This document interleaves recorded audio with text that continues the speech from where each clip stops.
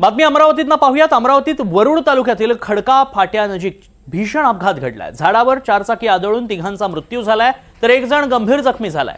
नागपूरवरून अकोल्यामध्ये लग्न समारंभासाठी जात असताना हा अपघात घडल्याचं पाहायला मिळतंय।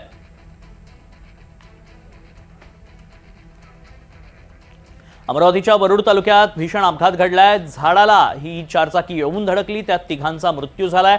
चालकाचं नियंत्रण सुटलं आणि त्यामुळे हा अपघात घडल्याचं सांगितलं जात आहे। नागपूरवरून अकोल्यामध्ये जाताना हा अपघात घडला। अमरावतीच्या वरुड तालुक्यात ही घटना घडली आहे।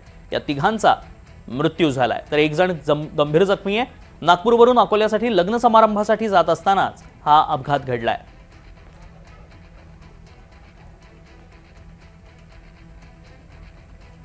हेच ते झाड आहे, त्या झाडाला गाडी आदळली। गाडीचा अक्षरशः चक्काचूर झाल्याचं यात पाहायला मिळतंय। 3 जणांचा मृत्यू झालाय।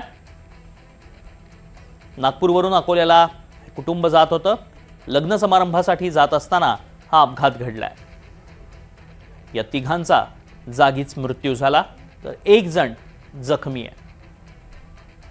काय गाडीची अवस्था झाली आपण पाहू शकतो या दृश्यांमधनं। गाडीचा पुढचा भाग अक्षरशः चक्काचूर झालाय। अधिक माहिती जाणून घेऊ, आमचे प्रतिनिधी शुभम सध्या संपर्कात आहे। शुभम, काय कसा घडला हा नेमका अपघात? तन्मय, अमरावतीच्या वरुड मोर्शी महामार्गावरचा हा भीषण अपघात आहे, ज्या अपघातामध्ये एकाच कुटुंबातील तिघांचा दुर्दैवी मृत्यू झाला। मृत्यू झालेल्या या तिघांमध्ये एका छोट्याशा मुलीचा देखील समावेश आहे।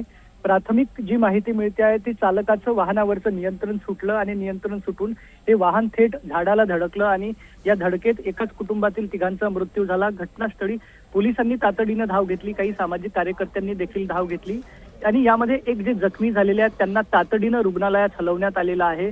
वरुड ग्रामीण रुग्णालयामध्ये त्यांच्यावर उपचार सुरू असल्याची माहिती आहे।